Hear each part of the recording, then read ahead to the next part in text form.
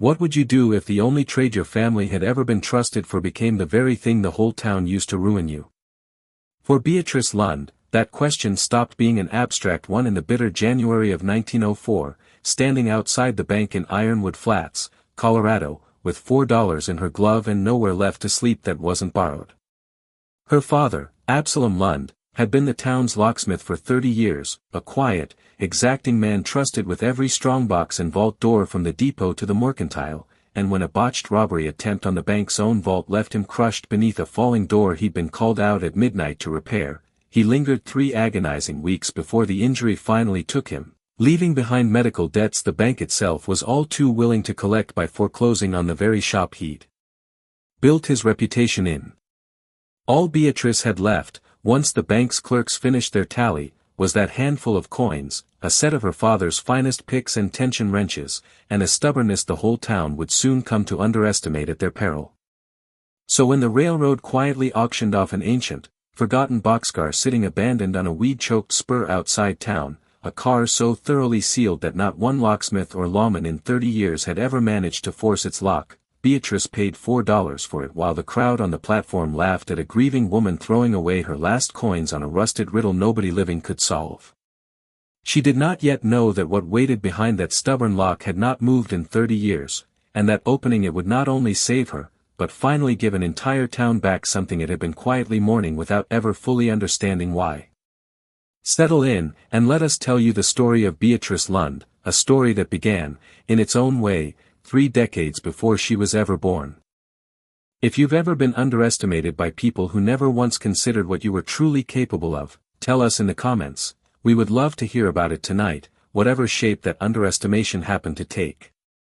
Beatrice had grown up in the narrow rooms above her father's locksmith shop on Ironwood Flats Main Street, and though the trade was, by every local custom, considered strictly a man's business, Absalom Lund had never seen much sense in a rule that would have left his only child idle while he needed a steady, patient pair of hands at his workbench.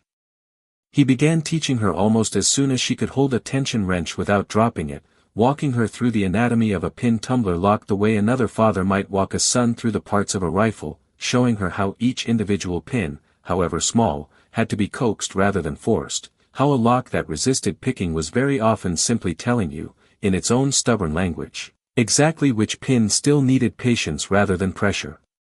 He kept a small collection of practice locks specifically for her lessons, salvaged from broken strongboxes and retired safes over years of trade with other locksmiths across the territory, and Beatrice came to know each one almost as a personality of its own, remembering decades later which particular mechanism had taken her the longest to finally understand. "A lock isn't your enemy, Beatrice," he told her once, guiding her fingers along a half-turned cylinder by lamplight. "It's just a very careful kind of conversation. Most men want to win it. You have to listen to it instead."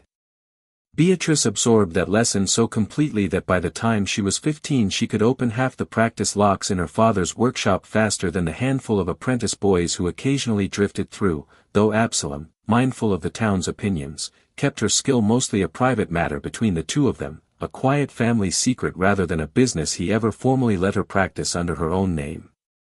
There was a particular ritual to those evening lessons that Beatrice carried with her long after she'd outgrown needing them, her father setting out a fresh practice lock on the workbench each night and saying nothing at all until she'd either solved it or asked, plainly, for his help, a patience she found frustrating as a girl and only came to properly value once she was grown and understood how rare it was for anyone to extend a child that particular kind of respect. He never once suggested her interest in the trade was unusual for a girl in any way that carried judgment, though he was careful, always, to remind her that the town's opinion of what a woman ought to do with her hands was a separate matter entirely from what she was actually capable of, a distinction he clearly wanted her to understand young enough that it would never trouble her the way he suspected it might trouble a woman who discovered her own competence only later in life, after years of being told it didn't exist. Her mother had died of a fever when Beatrice was 6, leaving father and daughter to build their small, orderly life together above the shop, and it was in that particular closeness, Beatrice often thought later, that she came to understand her father's trade as something closer to a philosophy than a mere skill. Absalom took genuine, quiet pride in being the one man in 3 counties trusted to open what other men had given up on, and he carried that pride without ever once turning it into arrogance, treating every stubborn lock, however many hours it demanded, with the same unhurried respect he extended to every customer who walked through his door regardless of how much or little they could pay him. He was called out at all hours for it, roused from sleep to free a rancher's frozen strongbox or coax open a jammed depot safe before a payroll shipment, and Beatrice grew up understanding that her father's reputation, modest as his shop remained across 30 years in business, rested entirely on a kind of trust that took decades to build and could be shattered, she would later learn all too well, in a single unkind winter. Beatrice never married, a fact the town occasionally remarked upon with the particular unkind curiosity small towns reserve for women who seem content without a husband, though she herself felt no particular absence in her days, spending most of her 20s working quietly alongside her father, formerly listed on the shop's ledger only as an assistant though she handled, by her mid-20s, nearly every difficult commission that came through the door. She found in the work exactly what her father had always promised it would offer, the deep, private satisfaction of patience rewarded, of a problem that seemed impossible yielding, eventually, to nothing more dramatic than careful attention sustained long enough. It was a satisfaction she would need more than she could have imagined in the winter that finally took her father from her. The accident that began her father's decline happened on a bitterly cold night in November of 1903, when the bank's manager sent a boy pounding on the Lund shop door well past midnight, insisting Absalom come at once to free a jammed vault door after what the manager described, in his agitation, as an attempted robbery gone wrong, the would-be thieves having fled after some mechanism inside the old vault door jammed solid mid-theft, trapping the heavy iron slab at an angle that threatened to crush anyone who tried to force it further. Absalom worked for nearly 4 hours in that freezing vault room, coaxing the enormous door back onto its track inch by careful inch, and it was in the final moments of that delicate work, the door nearly free, that a support brace some careless workman had installed improperly years before finally gave way entirely, and the full weight of the door came down across her father's hip and lower back before he could clear himself from beneath it. He lived 3 more weeks, propped in his own bed above the shop, his mind sharp even as his body failed him by degrees, and Beatrice nursed him through every one of those weeks with the same patient attention he had spent a lifetime teaching her to bring to any difficult problem, though this was, in the end, one problem that patience alone could not solve. Absalom Lund died in early December, and Beatrice buried him beside her mother in the frozen Ironwood Flats cemetery with a grief so complete it left little room, in those first days, for practical worry about what would become of her. That worry arrived soon enough regardless. The bank whose own vault door had ultimately killed him proved entirely unmoved by the irony, and its manager, a brisk, unapologetic man named Mortimer Crane, informed Beatrice within the month that her father's medical expenses, advanced by the bank itself as what Crane called a courtesy during his illness, were now due in full, a debt that considerably exceeded whatever the small shop and its contents might be sold to cover. Beatrice had no lawyer, no standing, and no family beyond her father to appeal to, and though she suspected, without any way to prove it, that the bank's own faulty vault installation bore at least some responsibility for the very accident that had generated the medical debt in the first place, she found no one in Ironwood Flats willing to entertain that argument against a bank that held half the town's mortgages besides. By January she had lost the shop, the workshop, and every tool save the small set of picks and wrenches her father had given her outright years before as a birthday gift, tools too personal and too worn to interest the bank's inventory clerks.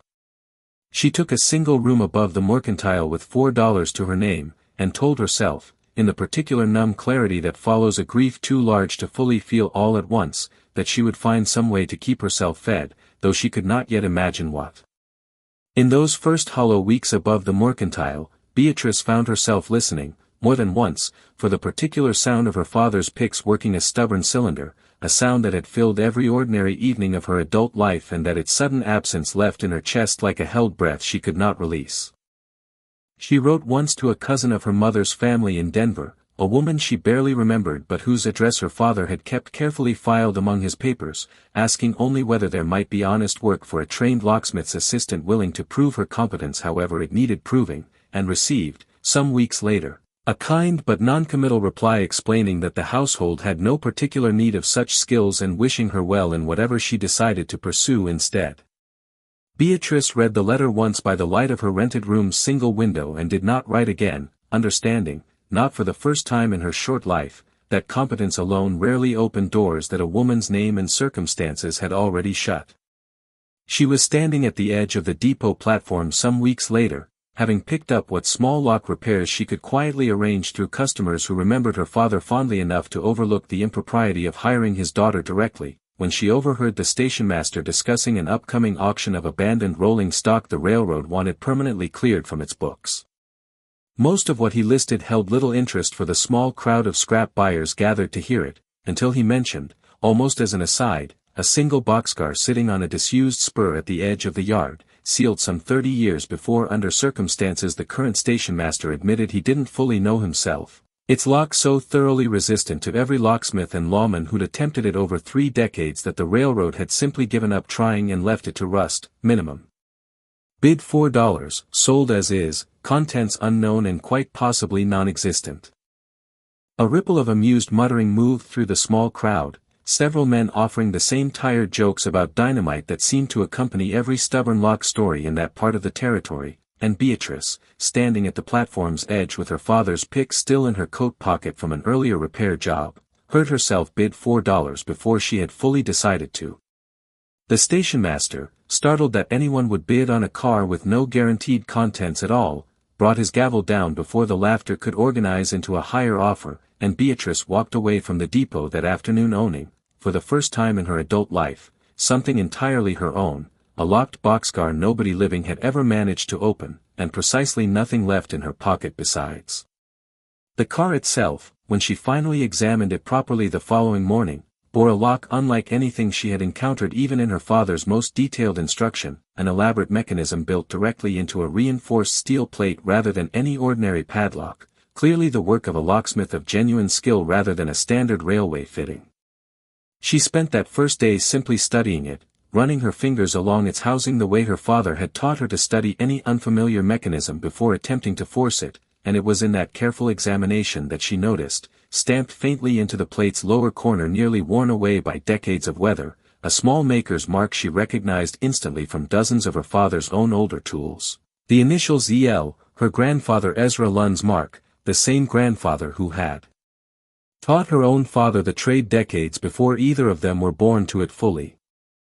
Her grandfather, she realized with a slow, steadying certainty, had built this very lock, which meant that whatever technique had gone into its design lived somewhere in the careful, methodical habits her father had spent her whole childhood passing down to her, an inheritance 3 generations deep that no other locksmith in the territory could possibly claim.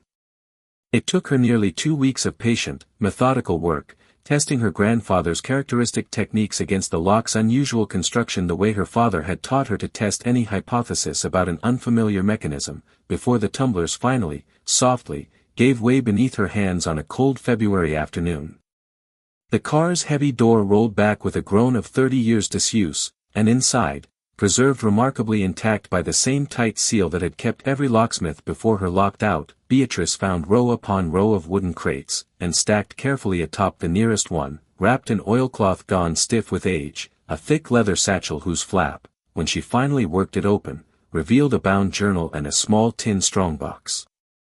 What do you imagine a car sealed for 30 years, defeating every lockbreaker who ever tried it, could possibly be protecting so carefully? Whatever you're picturing, we promise the truth. Beatrice found that afternoon mattered more to Ironwood Flats than any simple treasure could have. The journal's first page bore a name in a careful, educated hand, Adeline Merrick.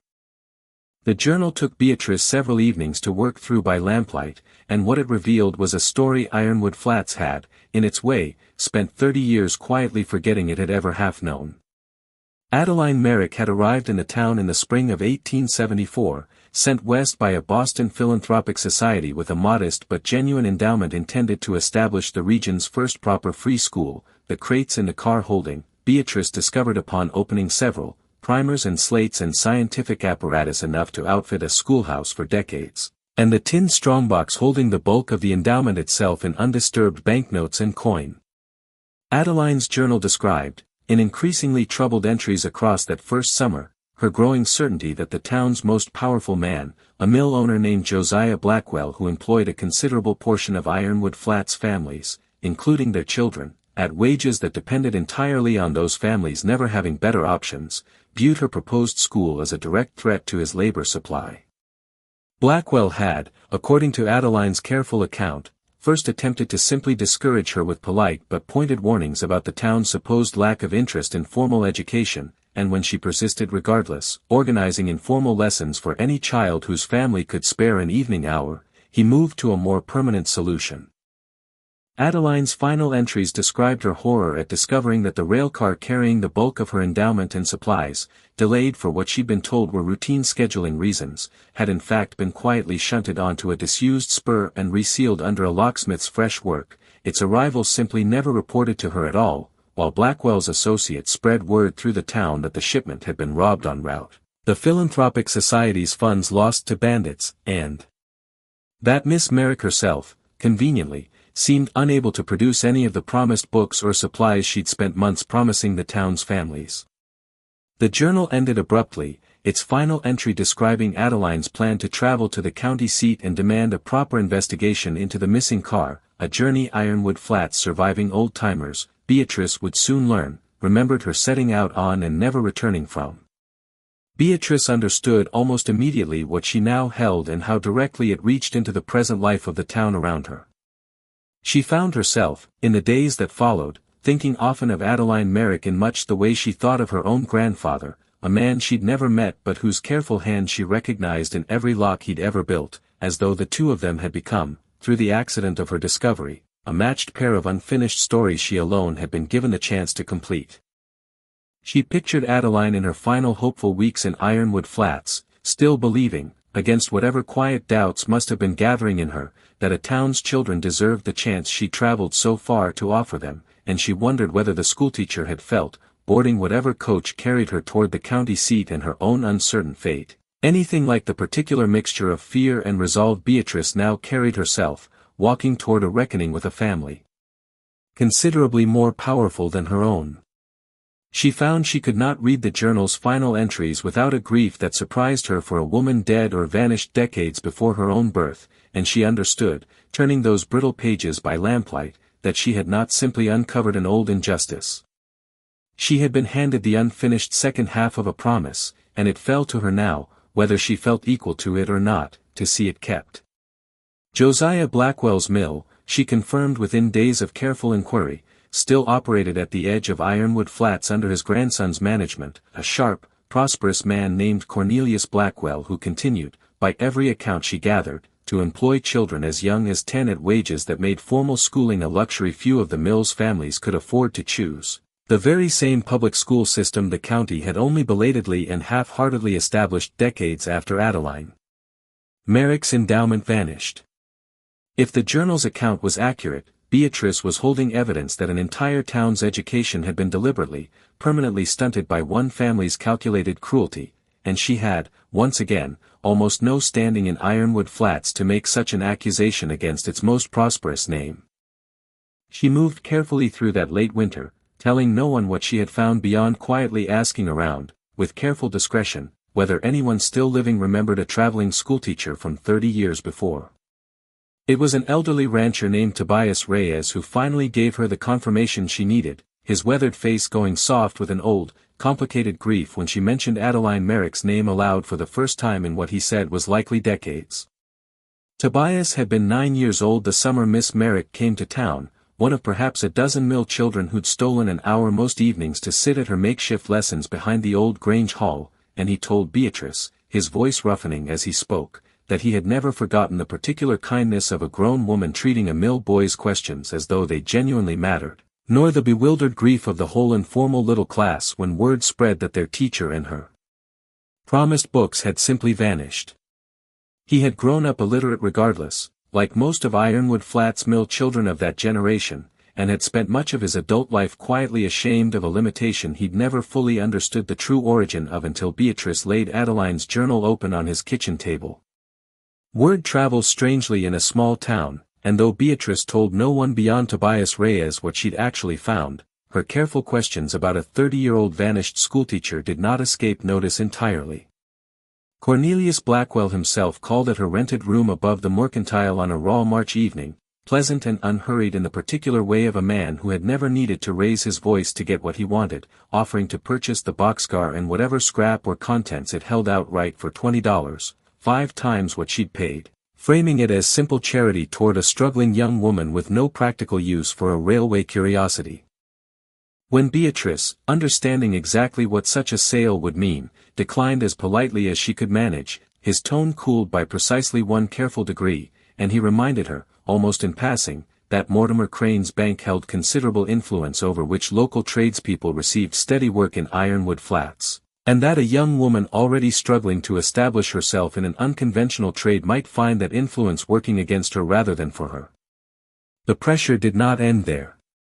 Over the following weeks, 2 of the small repair commissions Beatrice had managed to quietly arrange were abruptly cancelled without explanation. The county recorder grew strangely reluctant to let her examine older land and business filings related to the original school endowment, and one night in April, someone forced the boxcar's newly reopened door and rifled roughly through its remaining crates, though whoever had done it had not thought to look beneath the false bottom of the very crate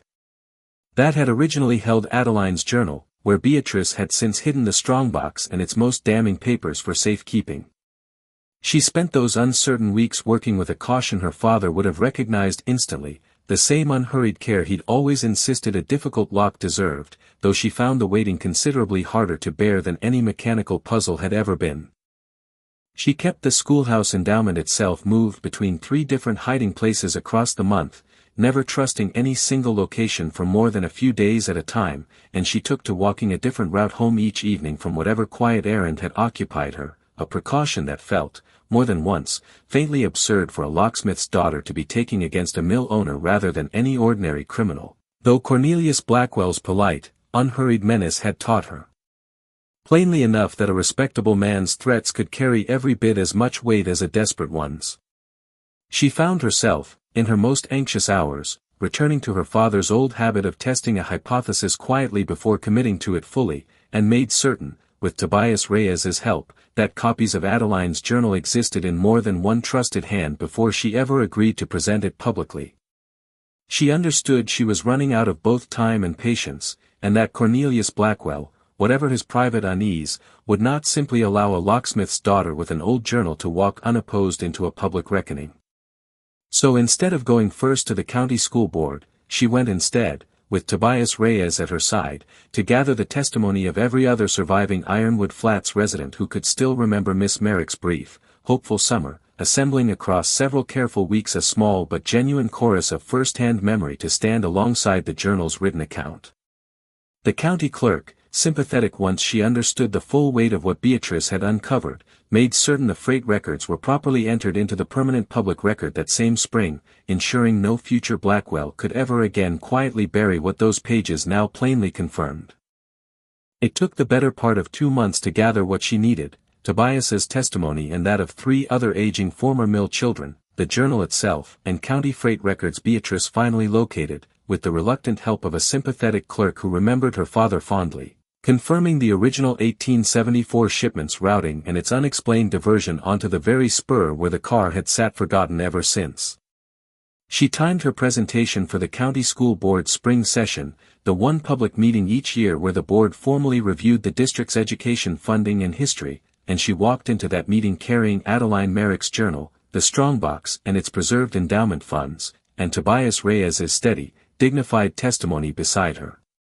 Cornelius Blackwell, seated among the town's other prominent citizens with the same unhurried confidence he'd carried to her rented room weeks before, went pale and still as the board's clerk read the freight records aloud alongside the journal's matching account, the diversion date, the resealing, the sudden rumor of robbery, all falling into a single damning sequence no coincidence could adequately explain.